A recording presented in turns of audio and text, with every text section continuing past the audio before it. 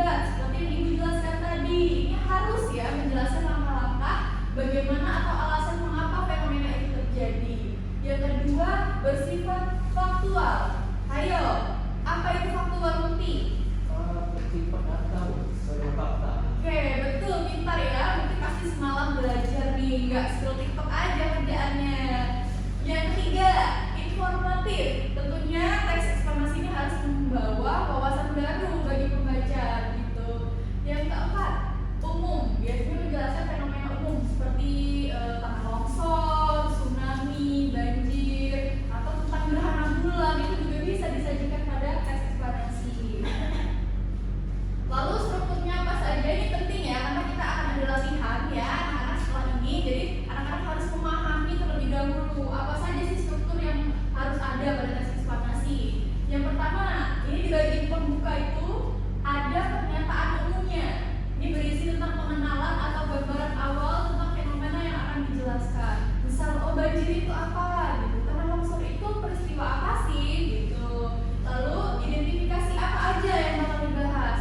Misal, apakah proses terjadinya tadi bagaimana? Siapa aja yang terlibat? Berapa korban jiwanya? Di mana? Gitu. Lalu deretan penjelasnya. Jadi kalau tadi penggambarannya ini lebih ke urutan langkah-langkahnya, sebab akibat kemudian dampak dari peristiwa itu apa. Lalu yang kedua bisa terdiri dari beberapa paragraf ya. Dan yang terakhir adalah penutup. Ini berisi kesimpulan, ringkasan, atau kita bisa mengomentari tentang kejadian itu pada bagian penutup ini. Dan biasanya bagian ini nggak selalu ada, jadi kita tidak harus menyimpulkan dari apa yang sudah kita telah gitu. Lalu ciri bahasa dalam teks eksplanasi tentunya seperti teks-teks yang lain ya. Ini ada konjungsinya, ada kausalitas, ada kronologis ya, urutan waktu. Ini juga harus paham karena kita akan membuat, nanti kita akan menciptakan sebuah teks eksplanasi. Ibu berikan tugas ya nanti per kelompok untuk ini. Jadi harus benar-benar dibaca gitu. Istilah-istilah ilmiah itu bakal sering ditemukan pada teks eksplanasi ya anak-anak.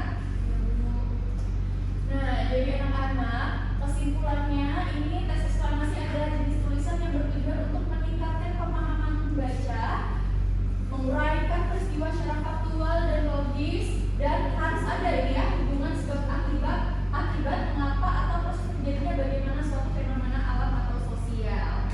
Oke, jadi boleh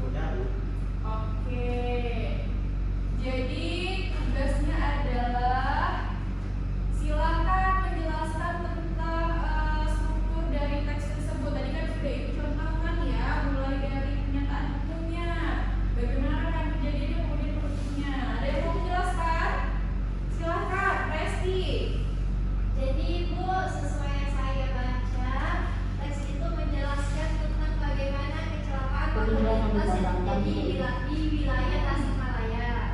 Nah, pada paragraf pertama ini merupakan struktur pernyataan umum karena menjelaskan bagaimana mengenai kapan dan di mana lokasi kecelakaan terjadi.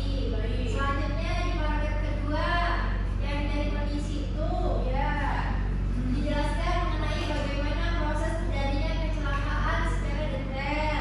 Terus yang ketiga paragraf terakhir itu menjelaskan tentang kesimpulan dari kejadian kecelakaan lalu lintas yang terjadi.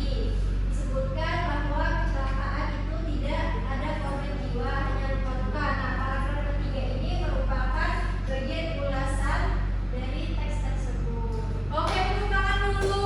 Presti ini sangat aktif dan pintar sekali ya di kelas. Yang lain harus termotivasi seperti Presti supaya bisa juara 1 tentunya di kelas ini. Ya. Nah, jadi Ibu menyimpulkan bahwa di sini anak-anak Ibu itu sudah mampu memahami bagaimana struktur dari teks eksklamasi ini. Nah, ini Ibu ada kuis ya sebelum kita membuat teksnya.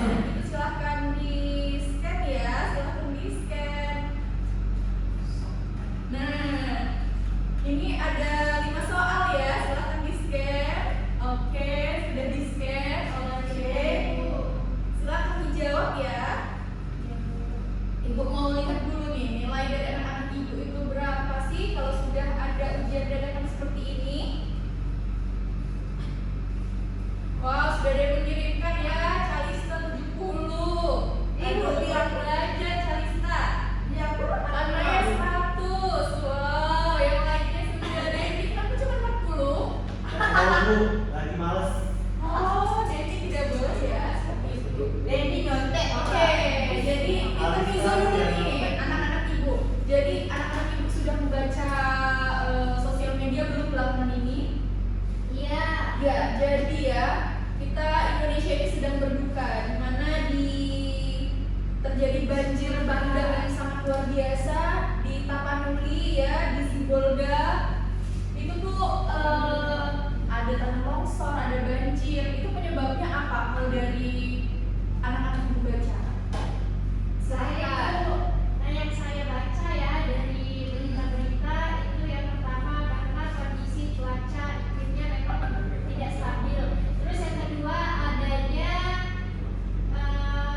penggundulan hutan di area tersebut yang mengakibatkan banjir bandang secara besar-besaran. Itu yang saya baca Ibu. Terima kasih. Oke, Presti luar biasa. Berarti literasinya bagus ini ya. Jadi Ibu sudah melihat ya di TikTok, di YouTube itu korban jiwanya ada banyak sekali ya. Penggundulan hutan sangat disayangkan ya. Pemerintah kurang peduli terhadap korban-korban yang ada di sana. Nah, Ibu berikan waktu ya kurang lebih ini untuk tugas proyek kita.